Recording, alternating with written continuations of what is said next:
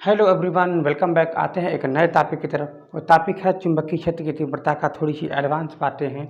जैसे कि हम बात करते हैं कि ये यहाँ पर कोई चालक है, परिमिति है, ये मतलब कि इसका लिमिट जो लंबाई है वो फिक्स है। ये इसकी मान लीजिए एक्स, ये पॉइंट मान लेते हैं वाई।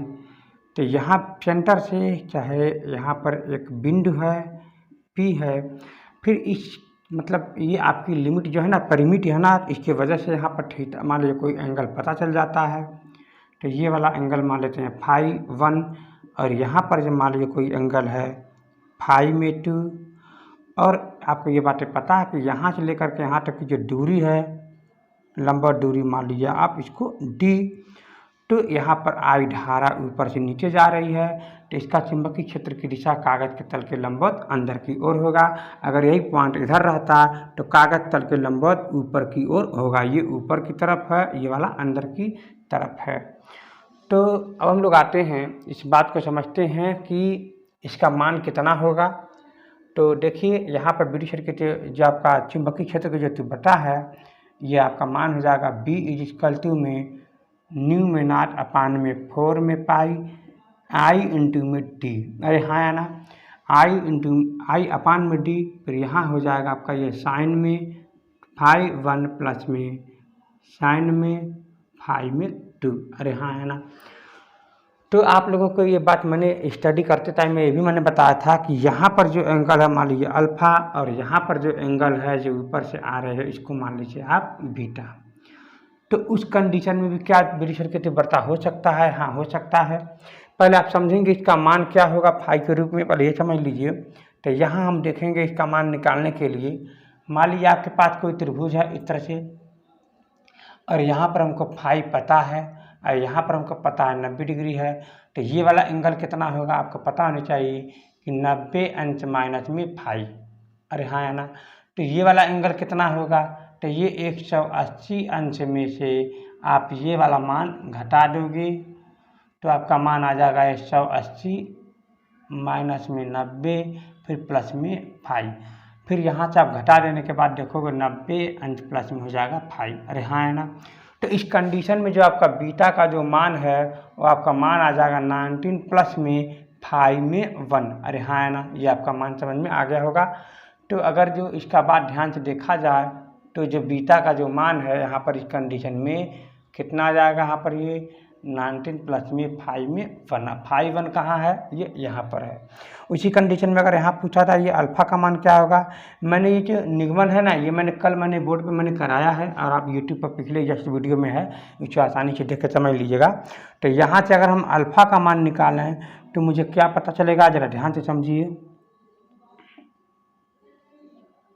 अगर आपके पास ये फाइव टू है, ये आपके पास अल्फ़ा, ये आपका 90 डिग्री है, तो इसका मान कैसे निकलेगा? ये 90 माइनस में अल्फ़ा। अरे हाँ है ना, 90 माइनस में अल्फ़ा। तो बाबू लोग अल्फ़ा का हाँ बीटा फाइव टू है ना, ये फाइव टू। इसका मतलब ये हुआ कि यहाँ पर जो इसका जो मान है वो आप देखोगे अल्फ़ा इज इक्वल टू में 90 अंश माइनस में 5 में 2। तो अब आप इसका मान जो है अल्फ़ा और बीटा का मान जो है यहाँ से इसके रूप में जब रखोगे तो आप एक फार्मूला और तब पा जाओगे, बी इज इक्वल टू में म्यू में नॉट अपान में 4 में पाई इंटू में आई में अपान में डी, फिर कोष्टक में कॉस में अल्फ़ा। अरे हाँ या ना, फिर हो जाएगा माइनस में कॉस में आपका हो जाएगा आपका ये बीटा। तो ये आपको कंसेप्ट में फार्मूला आपको याद होनी चाहिए। ये कहाँ से आया है मैं आपको समझा रही फिर से। तो 19 प्लस में हो जाएगा आपका ये 5 में 1। तो आप यहाँ से 5 1 का जब मान निकालेंगे तो आपका निकल जाएगा बीटा माइनस में 90 डिग्री। ठीक है ना, बीटा माइनस में 90 डिग्री। तो आप देखोगे 5 1 का जो मान है आप बीटा माइनस में 90 डिग्री रखोगे। यहाँ पर आप देखोगे आप अल्फ़ा का जो मान आया है 90 अंश माइनस में 5 में 2। तो यहाँ से आप 5 2 का जब मान निकालोगे तो आप इसको उधर कर दो, इसको आप अल्फ़ा को उधर कर दीजिएगा, तो ये आपका हो जाएगा 90 अंश माइनस में अल्फ़ा। अरे हाँ है ना। तो अब आप देखोगे यहाँ पर ये माइनस में है या आपका ये प्लस में है। तो जैसे ही मान के यहाँ रखते हैं, जैसे कि अगर मैं बात करूँ बीटा का मान अल्फ़ा 2 का मान और अल्फ़ा फाई 1 का मान और फाई 2 का मान जैसे हम लोग यहाँ पर रखते हैं, तो यहाँ देखेंगे फाई एप्सिलॉन नॉट अपान में 4 पाई इंटू में आई अपान में डी। यहाँ पर जो मान है साइन फाई 1 का मान कितना, बीटा माइनस में 90 डिग्री। कितना रखेंगे यहाँ पर, ये बीटा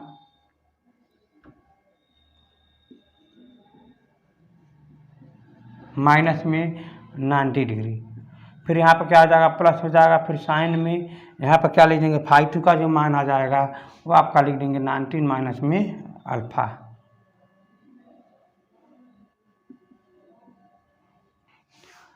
तो अब आपको ये बातें पता है कि ये आप देख पा रहे होंगे कि आपका ये बीटा जो है माइनस में जा रहा है, cos 90 अंश माइनस में बीटा जो है माइनस में जा रहा है, ये 90 अंश माइनस में आपका ये प्लस में ही जा रहा है। तो इसका मतलब ये हुआ कि आप यहाँ पर लिख सकते हो इस कंडीशन में कि बीटा मतलब बी इक्वल टू में न्यू में नॉट अपान में 4 में पाई इंटू में आई में डी कोष्टक में, यहाँ हो जाएगा आपका ये कॉस में बीटा, ये भी आपका माइनस में जाएगा, ये आपका प्लस में जाएगा। तो क्या हो जाएगा, कॉस में अल्फ़ा। तो अल्फ़ा होने के नाते आप इसको पहले लिख दीजिए प्लस होने के नाते। तो आप इससे क्या करेंगे, यहाँ पर ये बी न्यू नॉट अपान में 4 पाई, यहाँ हो जाएगा इंटू में आई इंटू में डी। तो यहाँ पर क्या लिख सकते हैं, कॉस में अल्फ़ा माइनस में कॉस में बीटा कोष्टक में 1। तो मैं उम्मीद रखता हूँ यह आपका मान जो है यहाँ से आ गया। अरे हाँ है ना। तो अब आप देखोगे क्या, यहाँ से इस बात को समझोगे कि जो आपका मैंने कंसेप्ट बताना चाह रहा था, यही कंसेप्ट है इसमें कि अगर आपको ये वाला एंगल पता हो, ये वाला एंगल पता हो और ये वाला एंगल पता हो, तो कॉस का फार्मूला रख करके आप इसको सॉल्व कर सकते हैं। और वैसे भी मैं आपको एक बात बता दूं, अगर ये आपको अगर एक फार्मूला अगर आपको याद है, अगर आपको ये फार्मूला याद है, तो आप यहाँ से जो मान दिया रहेगा आप इसको सहारे से तो यहाँ निकाल सकते हो और इसके सहारे से यहाँ भी निकाल सकते हो, फिर वही फार्मूला लगा दो। तो आसान तो यही है, आपको मैंने कंसेप्ट फार्मूला बताना ज़रूरी भी है, तो मैंने आपको ये समझा दिया। तो अब हम आते हैं एक नए कंसेप्ट में। इसी कंसेप्ट में क्या क्या है, चलिए मैं पहले ये भी बता दें इसमें क्या क्या हम लोग अध्ययन कर रहे हैं, ताकि आप लोग कन्फ्यूज ना हो। जैसे कि मैं बात करूँ, यहाँ पर जो कंसेप्ट है, मान लीजिए यहाँ पर कोई चालक है। पहली कंडीशन है कि यहाँ पर चालक एक बार अनंत को ले लिया जाए, और जब अनंत को ले लेंगे तो यहाँ पर जो बिंदु P है, तो जो यहाँ पर बिंदु P है ये 90 डिग्री का कोण बनाने लगेगा, क्योंकि ये अनंत पे जाके मिलेंगे ना, ये भी जाकर के अनंत पर मिलेगा ना, तो इसको हम बोल देंगे 90 डिग्री पर जाकर के ये मिलेंगे, ठीक ना, 90 डिग्री पर। तो इसी बात को बोलेंगे फाई 1, ऐसी बात को यहाँ पर बोलेंगे फाई 2, अर्थात दोनों का मान कितना है, 90 मान है यहाँ पर, ठीक है ना, मतलब ये 90 डिग्री है। तो यहाँ पर समकोण त्रिभुज हो जाएगा, समकोण कोण हो जाएगा। तो इसका मतलब ये है कि उस कंडीशन में ये पहला कंडीशन हो जाएगा। दूसरा कंडीशन क्या है कि अगर मान लीजिए ये जो है, मान लीजिए कोई चालक तार है, तो हम बीच में कहीं केंद्र को न जात करके हम इसको एक चीरा, यहाँ पर हमको कोई बिंदु P को विद्युत क्षेत्र की तीव्रता ज्ञात करना है। इसका मतलब इधर वाला पोर्शन तो है ही नहीं, सिर्फ इधर वाला पोर्शन है। तो एक जो यहाँ पर जो ये फाई 2 था, इसका मान क्या हो जाएगा, 0 हो जाएगा, और यहाँ पर जो आपका ये फाई 1 है, इसका मान जो रहेगा इसको हम ले सकते हैं। बात समझ में आ गया। तो यानी ये भी एक केस बन जाएगा, ये भी एक केस बन जाएगा। अच्छा, दूसरा केस क्या है, यहाँ पर मान लीजिए हमने यहाँ पर एक कोई परिमित लंबाई का, कोई परिमित मतलब निश्चित लंबाई का कोई चालक तार ले लिया है। तो ये सेंटर से अगर देखा जाए तो यहाँ पर बिंदु P है, तो उस कंडीशन में आप देखोगे कि यही सभी जो ये वाला कोण है फाई 2 और ये वाला कोण जो फाई 1 है, वो दोनों बराबर होगा, क्योंकि ये सेंटर पर लिया जा रहा है, ये सेंटर पर है, दोनों सेंटर पर है, तो दोनों कोण क्या होगा, बराबर होगा। ये आपका तीसरा केस है। तो चलिए, तो हम लोग इन तीनों केस को समझ लेते हैं, तब हम लोग एक न्यूमेरिकल सॉल्व करते हैं, जो न्यूमेरिकल बहुत स्ट्रांग है और बहुत अच्छा है। आते हैं उसी कंसेप्ट की तरफ, और इसमें जो है बहुत अच्छे न्यूमेरिकल आते हैं। पहली बात, इसमें परेशान बिल्कुल भी नहीं होना है। आते हैं उसी कंसेप्ट की तरफ, हम लोग आते हैं उसी कंसेप्ट की तरफ, जो मैंने स्टेप बाय स्टेप जो कंडीशन समझा है, उसी कंडीशन की तरफ बढ़ते हैं। तो पहला जो मेरा कंसेप्ट है, मान लीजिए यहाँ पर अनंत लंबाई की तार हो। मान लीजिए कोई आपके पास है, ये कोई तार है जो अनंत लंबाई का है, ये अगर मान लेता है x, ये वाला यहाँ से मान लेते हैं y। तो इस पोजीशन में अगर एक बिंदु है डी दूरी पर, तो यहाँ बिंदु P पर विद्युत क्षेत्र की तीव्रता हमको, चुंबकीय क्षेत्र की तीव्रता हमको ज्ञात करना है। तो आपको बात बताना चाहूँगा, इस कंडीशन में आप देखोगे कि ये अनंत पर है, तो इसको लाने में न जाने कहाँ मिलेगा, इसको हम मान लेते हैं समकोण पर मिलेगा, 90 डिग्री पर मिलेगा। तो इसको भी अगर हम आगे न जाने कहाँ मिलेगा नहीं पता है, इसको मान लेते हैं 90 डिग्री पर ये मिलेगा। और हाँ भाई क्यों नहीं मिलेगा, क्योंकि मैक्सिमम दूरी पर ही तो जाएगा, मैक्सिमम दूरी पर ही जाएगा। ये मेरा बनाना मानिए ये गलत भी है, तो इस हिसाब से मान के चलिए ये बहुत लंबी तक दूरी जाकर मिलेगा। तो उस कंडीशन में हम इसको बोलेंगे φ1 और इसको बोल सकते हैं हम लोग φ2। अरे हाँ है ना। तो अगर इसके यहाँ से लेकर के यहाँ तक की जो दूरी है वो कितना है, वो d है, और यहाँ से जो धारा जो जा रही है वो I है। तो अगर मैं बात करूँ विद्युत क्षेत्र की, चुंबकीय क्षेत्र की जो तीव्रता है, न्यू में नॉट अपान में 4 में पाई इंटू आई अपान में डी, फिर इंटू यहाँ पर लिख देंगे आप लोग साइन में 90 डिग्री जो φ1 था, फिर प्लस में साइन में यहाँ पर हम लिख सकते हैं φ में 2 था। यह आप लोगों को याद होगा। तो अब हम लिखते हैं यहाँ पर ये न्यू में नॉट अपान में 4 में पाई इंटू में आई बाई में डी। तो यहाँ पर लिख सकते हैं साइन में 90 और प्लस में लिख सकते हैं यहाँ पर ये साइन में 90। अरे हाँ है ना। तो आप सभी को पता है कि साइन में 90 का जो मान होता है वो 1 होता है। अगर एक यहाँ है एक यहाँ है तो एक को जोड़ दोगे तो 2 हो जाएगा। इसी बात को बोलेंगे न्यू में नॉट अपान में 4 में पाई इंटू में आई बाई में डी इंटू में 2। अरे हाँ है ना भाई, एक यहाँ है और एक यहाँ है, दोनों को जोड़ दोगे तो 2 हो जाएगा। तो 2 ऊपर है और एक 4 नीचे, तो काट दोगे 2 बार में, तो यहाँ हो जाएगा न्यू में नॉट अपान में 2 पाई, ऊपर हो जाएगा आपका ये आई अपान में नीचे हो जाएगा आपका ये डी। तो बाबू लोग ये बात पक्का हो गया कि बी यहाँ पर चुंबकीय क्षेत्र की जो तीव्रता है ये आपको निकल चुका है। ठीक है ना। तो अब हम लोग आते हैं, ये मेरा पहला कंडीशन था। अब हम लोग आते हैं दूसरे कंडीशन में। दूसरे कंडीशन में क्या है कि मान लीजिए कोई आपका चुंबकीय क्षेत्र है, ये आपका ये कोई यल लंबाई का कोई चालक तार है यहाँ से, अरे हाँ है ना, और यहीं से सिरे से बिंदु डी दूरी पर यहाँ पर जो है बिंदु P है, यहाँ पर विद्युत क्षेत्र की तीव्रता याद करना है। यहाँ पर कोई लंबाई नहीं है, तो इसलिए ये जो कोण है वो आपका φ2 जो मान है वो 0 डिग्री हो जाएगा, 0 डिग्री। तो यहाँ पर जो आपका मान लीजिए जो आपका मान है, मान लीजिए हम इसको मान लेते हैं फाई और इसको मान लेते हैं 1। अब φ1 का मान लेते हैं फाई। क्यों फाई मानते हैं, क्योंकि φ2 तो 0 है, हम φ1 मानेंगे तो φ2 भी होना चाहिए, φ2 होगा ही नहीं तो हम क्यों हम φ2 माने, क्यों हम φ1 माने। इसका मतलब यहाँ पर फाई ही से हम काम चला देते हैं, जब ये है ही नहीं 0 है तो हम इसको फाई से काम चला देते हैं। अरे हाँ है ना। तो उस कंडीशन में हम क्या मान लेंगे फाई, पक्का ना। अब इसको मान लीजिए यहाँ पर ये डी। तो अब देखेंगे यहाँ पर जो φ2 है वो आपका 0 खुद ही है। तो फार्मूला क्या कहता है पहले आपको ये जानना है। B इज इक्वल टू में चुंबकीय क्षेत्र की तीव्रता इक्वल टू में न्यू नॉट में 4 पाई इंटू में आई बाई में डी इंटू में हो जाएगा आपका ये साइन में φ1 प्लस में हो जाएगा साइन में φ में 2। अरे हाँ है ना। तो साइन में φ2 का मान तो 0 खत्म हो जाएगा ये वाला मान, तो इसके जगह पर साइन में φ मान लेंगे। न्यू नॉट अपान में 4 पाई इंटू में आई अपान में डी इंटू में हो जाएगा आपका ये साइन में फाई। अरे हाँ है ना। इंटू में क्या हो जाएगा आपका ये साइन में फाई। ये तो बात पक्का हो गया, ये तो बात पक्का हो गया। तो अब आप देखोगे इसका तो मान आप कुछ निकाल सकते हो यहाँ से, हाँ बिल्कुल निकाल सकते हो। जैसे आपके पास ये फिगर बन रहा है ना, तो यहाँ पर आप माने थे फाई, तो यहाँ पर माने तार की लंबाई एल और जो दूरी है यहाँ से जो पॉइंट पी का है वो कितना है डी। अरे हाँ है ना। तो ये वाली लंबाई क्या हो जाएगा एल स्क्वायर प्लस में डी का स्क्वायर। ये पाइथागोरस में पढ़े होगे, मार मार के सिखाया गया होगा बचपन में। तो अब हम लोग आते हैं इसी कंसेप्ट में आगे।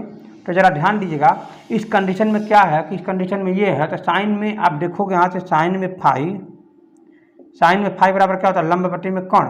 तो लंब बट्टे में हो जाएगा आपका एक कर्ण, कर्ण का मान कितना है एल का स्क्वायर प्लस में डी का स्क्वायर। अरे हाँ है ना, डी का स्क्वायर। तो इस कंडीशन में क्या हो जाएगा एल स्क्वायर प्लस में ये हो जाएगा आपका डी स्क्वायर प्लस में डी स्क्वायर। ठीक है ना। तो आप साइन में फाई का मान लिख सकते हो। इसका मतलब हम यहाँ पर ये मान तो लिख सकते हैं ना, यहाँ पर लिख सकते हैं न्यू में नॉट अपान में 4 में पाई इंटू में आई बाई में डी, हाँ, और फिर हो जाएगा एल बाई में क्या हो जाएगा करड़ी में एल का स्क्वायर प्लस में डी का स्क्वायर। तो ठीक है। तो यहाँ से आप ये मान तो आप समझ गए होंगे। तो ये आप फार्मूला से आप जो है इसका मान निकाल करके यहाँ पर रख देंगे, अच्छा रहेगा। तो आप यहाँ का जो है चुंबकीय क्षेत्र की तीव्रता आप यहाँ से ज्ञात कर सकते हैं। तो ये मेरा दूसरा केस था। तो तीसरा केस मेरा क्या बनता है, मान लीजिए यहाँ पर ये जो है, तो ये पहला अनंत वाला हो गया, एक तरफ हो गया। तीसरा केस समझ लीजिए φ1 और φ2 को हम बराबर कर देते हैं, तब देखते हैं क्या आता है। उसी कंसेप्ट की तरफ बढ़ते हैं, आते हैं मेन कंसेप्ट पर। अब हम लोग आते हैं उसी कंसेप्ट की तरफ। अगर हमारे पास जो दूरियां हैं वो बराबर हो जाए, जैसे φ1 और φ2 बराबर हो जाता है, तब उस कंडीशन में हम लोग देखते हैं कि क्या मान आता है। आते हैं पॉइंट की तरफ। मान लीजिए कोई आपके पास कोई चालक है, जो इसकी लंबाई मान लीजिए भी है, लेकिन यहाँ से सेंटर से जो कोण बनाएगा बिंदु P है, यहाँ से जब हम इसको मिलाएंगे और यहाँ से जब हम इसको मिलाएंगे तो यहाँ देखेंगे φ1 हो जाएगा, ये आपका ये φ2 हो जाएगा। तो उस कंडीशन में दोनों ही आपस में बराबर होंगे। φ1 = में φ2 का मान लेते हैं φ, ये दोनों इस समय बराबर होंगे। तो उस कंडीशन में हम बोलेंगे कि ये भी दोनों आपस में क्या होंगे, बराबर ही होंगे। तो अगर हम इसको y मान लेते हैं, इसको हम लोग x मान लेते हैं, अरे हाँ है ना। तो अब इस कंडीशन में यहाँ से लेकर के यहाँ तक की जो दूरी है वो कितना है, वो d ही है। तो हम लोग क्या करते हैं, इसमें I धारा प्रवाहित कर देते हैं। तो कागज़ के तल के लंबवत अंदर की तरफ यहाँ पर चुंबकीय क्षेत्र की तीव्रता होगी। तो आते हैं पॉइंट पर, याद करते हैं कि कितना होता है, न्यू में 0/4 में पाई इंटू में I में d इंटू में, यहाँ पर आप लिख सकते हो साइन में फाई में 1 प्लस में हो जाएगा साइन में फाई में 2। अरे हाँ है ना, दोनों आपस में क्या होंगे, अब बराबर हो जाएंगे, क्योंकि इसको φ1 और φ2 आपस में क्या है, बराबर। तो इन दोनों को मान लेते हैं फाई, आसान करने के लिए, ठीक है ना। इन दोनों को मान लेते हैं क्या, फाई। तो चले काट दिए, गड़बड़ कर दिए। फाई में 1 लिखिए और यहाँ पर आप लिख दीजिए फाई में 2 लिख दीजिए। अब आप जो है ना न्यू में 0/4 पाई इंटू में I में d, यहाँ पर आप लिख सकते हो साइन में फाई, प्लस हो जाएगा आपका फिर भी साइन में फाई, 2 साइन में फाई हो गया। तो अब आप लिख सकते हो 4 पाई इंटू में I में d, यहाँ पर लिख सकते हो 2 साइन में फाई, 2 से 2 कैंसिल हो जाएगा। तो यह आपका हो जाएगा न्यू 0/2 फाई इंटू में हो जाएगा I में d, यहाँ हो जाएगा आपका ये साइन में फाई। अरे हाँ है ना। तो ये आपका जो मान है वो आप देख पा रहे होंगे। तो ऐसे कंडीशन में हम फिर से साइन में फाई का मान निकाल सकते हैं। तो साइन में फाई का मान फिर यहाँ से हम समझ लेते हैं। मान लीजिए कोई आपके पास कोई चालक है जिसकी लंबाई यहाँ से जो है d है, तो यहाँ पर मान लीजिए d है। तो इस कंडीशन में ये वाला मान लीजिए फाई है, भाई दोनों कोण तो बराबर है, तो इससे कुछ लेना नहीं है, किसी काम चला दो। अगर अल लंबाई का चालक तार है तो बराबर जब मैं बराबर लिया हूँ तो इस कंडीशन में क्या हो जाएगा, L में 2 हो जाएगा। तो इस कंडीशन में क्या हो जाएगा, इसका स्क्वायर जोड़ दीजिए, तो यहाँ पर हो जाएगा इतना स्क्वायर प्लस में ये हो जाएगा आपका ये d का स्क्वायर। चलो अब इसी को जोड़ लो तो एक बार क्या होता है, L का स्क्वायर अपान में 2 गुना 4, अब फिर प्लस है d का स्क्वायर। तो ये हो जाएगा आपको करड़ी में L का स्क्वायर प्लस में d का स्क्वायर अपान में टोटल में 4, यहाँ पर आप गुणा भी कर दीजिए। 2 को बाहर निकाल दो तो 1/2, यहाँ हो जाएगा आपका ये L का स्क्वायर प्लस में 4d का स्क्वायर, ये आपका हो जाएगा। तो यही मान आप यहाँ पर रख दो। जब आप यहाँ पर इसको मान को रखोगे तो क्या निकल जाएगा, न्यू में 0/4 में पाई इंटू में I में d। अब साइन में फाई का मान क्या निकला है हमें बताओ, 1/2 करड़ी में L का स्क्वायर प्लस में 4d का स्क्वायर। तो आप देखोगे कितना बन जाएगा, 8 बन जाएगा। न्यू में 0/8 में पाई कितना हो जाएगा, अरे हाँ है ना, 8 में पाई इंटू में I में d, क्या हो जाएगा यहाँ पर ये, और करड़ी में L का स्क्वायर प्लस में 4 में d का स्क्वायर। ये आपका फार्मूला बन जाएगा। और वैसे भी बार बता दूँ, इस कंसेप्ट से सॉल्व करने के लिए आपको परेशान तो बिल्कुल भी नहीं होना है। जैसे कि इसमें बताया गया है, आप इससे परेशान बिल्कुल भी नहीं होना। आप इसे आराम से ये फार्मूला के बिना आप इसको सॉल्व कर सकते हो, बिना परेशान हुए, ठीक है ना। आते हैं उसी कंसेप्ट की तरफ। बिना परेशान हुए आप इसको सॉल्व कर सकते हो। तो ठीक है, तो अब हम लोग देखते हैं कि जो है इन दोनों का जो मान है वो ऐसे कंडीशन में अगर ये दोनों बराबर हो गया है तब क्या हुआ, तो सही है। तो एक और मान बचा हुआ है जिसको हम लोग बारीकी से समझ लेते हैं कि अगर यही जो बिंदु है, ये जो बिंदु है, अब ये अक्षों के आसपास इधर इधर ना हो करके अभी अक्षों पर हो जाए, मतलब यहाँ पर कोई बिंदु हो जाए, मतलब जिधर धारा जा रही है उधर ही कोई बिंदु पर कोई मिल जाए, तो वहाँ पर चुंबकीय क्षेत्र की तीव्रता क्या होगी, हमें आपको ये बताना है और आप सभी बारीकी से समझें। आते हैं उसी कंसेप्ट की तरफ। मान लीजिए कोई चालक तार है और यहाँ पर जो है I धारा प्रवाहित हो रही है, इसी बिंदु P पर हमको विद्युत क्षेत्र की तीव्रता ज्ञात करनी है। तो ये आपको समझना थोड़ी सी कठिन हो जाएगी, आप इसको ऐसे बना लीजिए तो आप ऐसे आराम से समझ जाएंगे। बिंदु P पर विद्युत क्षेत्र की तीव्रता ज्ञात करनी है। तो आप जरा मुझे इतना बता दो कि यहाँ से इस बिंदु का जो बीच का कोण है बता दो और यहाँ से इसी बिंदु का बीच का कोण बता दो। तो इस कंडीशन में ये हो जाएगा कि फाई और ये फाई 1 और ये फाई 2 है, दोनों कंडीशन में क्या है, जीरो है। फाई 1 और फाई 2 का जो मान है दोनों कंडीशन में क्या है, जीरो है। तो उसी कंडीशन में जैसे हम इसमें मान को रखेंगे 4 पाई, यहाँ पर हो जाएगा 4 पाई इंटू में I बाई में D, और यहाँ पर हम लिख देंगे साइन में फाई में 1 प्लस में साइन में फाई में 2। तो इस कंडीशन में जीरो जीरो रखेंगे तो जीरो ही होगा। तो जैसे ही जीरो रखेंगे तो इसका मान क्या हो जाएगा, जीरो ही हो जाएगा। साइन जीरो इनका मान जीरो होता है। जैसे हम जीरो जीरो रखकर जीरो रखेंगे, अब इसमें गुणा करेंगे तो क्या बन जाएगा, जीरो बन जाएगा। इसका मतलब ऋजुरेखीय स्थिति में हमारा बिंदु P पर हमारा जो है विद्युत चुंबकीय क्षेत्र की जो तीव्रता है वो जीरो पाया जाता है। ये अपने दिमाग में बैठा लीजिएगा और यहाँ से हम लोग न्यूमेरिकल पूछेंगे और हम कल सॉल्व करेंगे। आज के लिए सिर्फ इतना ही। वीडियो को लाइक करें, शेयर करें, सब्सक्राइब करें। धन्यवाद।